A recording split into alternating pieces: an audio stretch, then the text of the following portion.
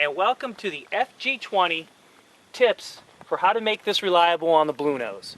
Today we're out at the field. We're going to go over some of the tips to make this FG20 more reliable for you guys out there running it in the Blue Nose. I've been getting a lot of emails, so I want to go ahead and go over some of the tips that I have found that have been successful for me.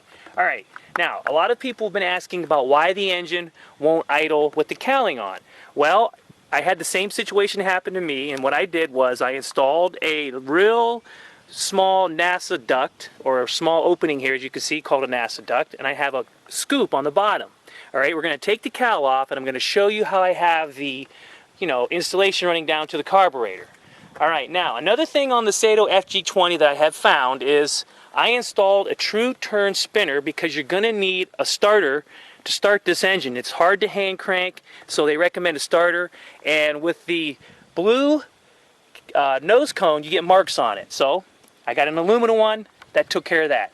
Alright, now over here on the side you're going to need to put an installation for your low end adjustment right there, a little hole so you can get a screwdriver in and you can adjust it there.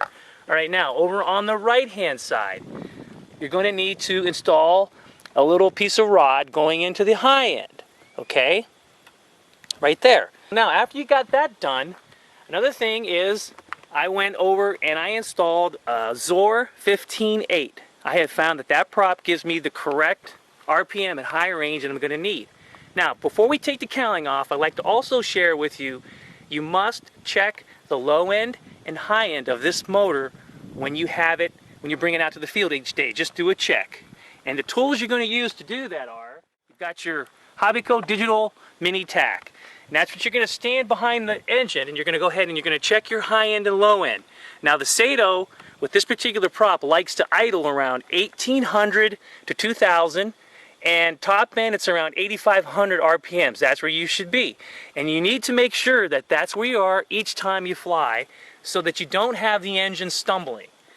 Alright, so let's go ahead and get the cowl off and show you what the installation looks like with our air intake that many of you have inquired about.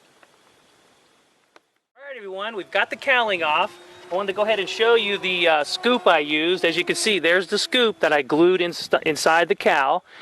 You can make one. This is off the E-Flight pits. I had an extra one laying around, so I kind of glued it in there, as you can see. Alright, and if you look down this way, there's the little hole opening right there. Alright, that's what you want to do if you're going to use this particular type of installation for your motor. Alright, now what that does is, here's our air line. Let's go ahead down on the engine here. As you can see, this is our 3/8 glow exhaust, real flexible line that I use. It goes right down to the carburetor here, and I have a tie wrap around. It goes right over the Saito FG20 carburetor, and this comes up like this, and it slides right into this area right here. This piece on the engine slides in here. So when you put your cowl on, you put your cowling on this way, and you use a pair of needle nose, and you just reach in here real gently, and you pull this through so you'll see it, the opening in here, and that's where the fresh air goes down into the carburetor when you're running the engine. Okay, now I have found for me that this works quite well, this installation. When you have the cowling on and you have this all installed and you want to make your adjustments on idle, you want to run the engine for 2 to 3 minutes, 4 minutes max, do your adjustments, shut it down, let it cool. If it's not where you want it to be, start it up after it cools, run it for 3 to 4 minutes, adjust your high end, adjust your low end, make absolutely certain that they're where they need to be, follow the instruction manual, and you can't go wrong with having this motor stall on you in flight. I've got a lot of flights on it. It runs great. It's a little temperamental. I wanted to go over that with everyone because I've been getting, again, a lot of emails.